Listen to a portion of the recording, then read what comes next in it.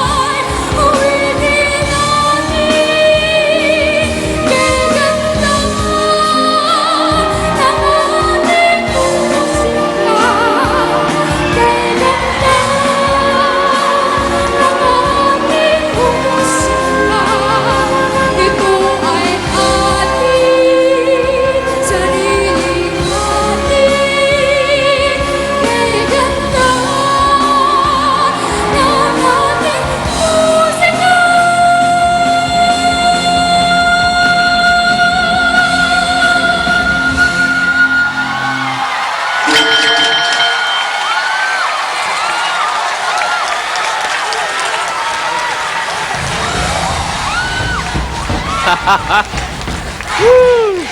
14-year-old Melvin. Yeah. Ano, dalaga ka na, Melvin. Nag-hints ka na ngayon. Kumustahin mo naman yung mga, ano mo doon, tropa tips mo doon, eh? Binabati ko po yung mga kamag-anak ko po sa Giginto, Bulacan.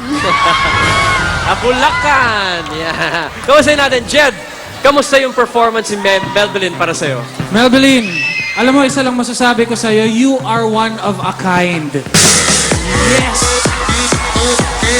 At, Melvin, yung kanina pinapanood namin yung VTR mo, yung dad mo, yung tatay mo, yung talagang inspirasyon mo, yung strength mo.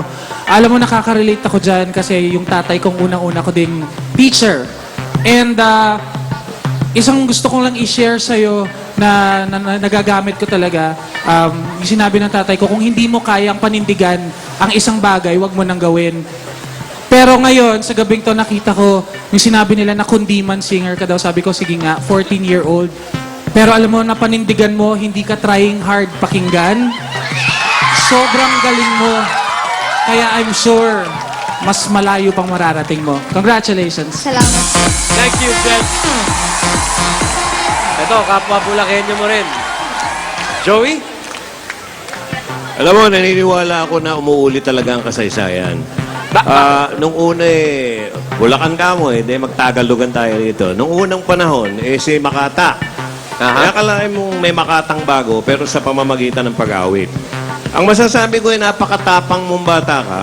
At matapang dahil inilaban mo yung ganyang halos malagutan na ng hiningang arte ng Pilipino at binubuhay mo. At napakabait naman ng mga kababayan mo at ng mga tagapamahala dahil in-embrace naman o iniyakap nila na ang iyong galing, ang iyong pinakita. Kaya, alam mo ba yung salitang kundiman? Yan ay nanggaling sa salitang o mga salitang kung hindi man. Kaya kung di man ikaw, iba. Alam mo na ibig sabihin. Mabuhay ka at naalala ko tuloy si Silvia Latore na nakasama ko sa TV. Yung anak nga niya, nag-Hollywood iba na, imported na style. Ikaw, napapaghalo mo pa Binabati kita at ng malugod at naway yumabong pa ang iyong tribo. Salamat. Tindi, no? Wala ka Maraming salamat, Maestro. Ate Guy, ano po ang inyong masasabi kay Melvin? Nakanganga ko kanina nung nanonood kami. At magaling. Thank you very much, Ate Guy. Napaibig ba kayo sa tinig ni Melvin? Kung ganon, you can text in TP5 and send to 2929. This is Open and Smart, Talk and Text and all other networks. Bukas na po ang mga linya, kapatid, kaya pwede na kayo mag-text. Melvin, maraming salamat sa iyong pagpapakitang gila. Salamat po.